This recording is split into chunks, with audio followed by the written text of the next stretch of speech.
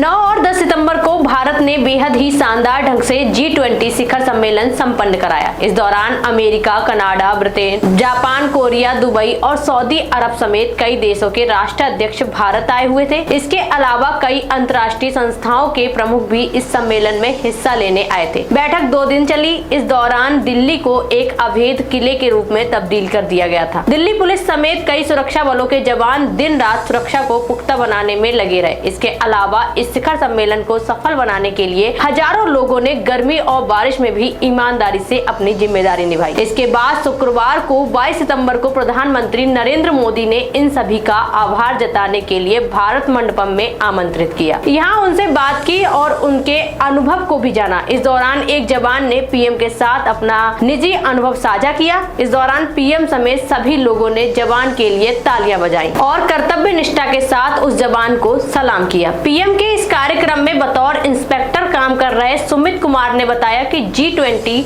शिखर सम्मेलन के दौरान उनकी ड्यूटी भारत मंडपम में लगी हुई थी। यहाँ नेताओं के द्विपक्षीय वार्ता के लिए रूम बनाए गए थे। इन्हीं में से एक L1 में सुरक्षा को तैनाती थी।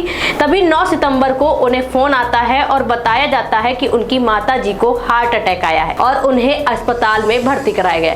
वे बताते हैं कि इसके बाद उन्हें लग रहा था कि वह अपनी माँ के पास चले जाएं और उनका ख्याल रखें, लेकिन उन्हें उनकी ड्यूटी का आभास था। वे जानते थे कि उनकी ड्यूटी बेहद ही जिम्मेदारी भरी हुई है, इसलिए उन्होंने अपने आप को काबू किया और अपनी ड्यूटी पूरी की। उनके इस अनुभव को सुनने के बाद पीएम मोदी ने कहा कि आपने अपनी ड्यूटी को निजी दिक्कतों को ऊपर रखा, इसके लिए हम सभी आपको सलाम करते हैं। पीएम ने कहा, आपने इस दौरान किस तरह से अपने मन को संतुलित रखा, यह बेहद ही कठिन समय होता है। आपने अपने आप को संभाल लिया। 9 सितंबर हम सभी के लिए बेहद ही महत्वपूर्ण था और किसी अन्य को ड्यूटी देना भी संभव नहीं था।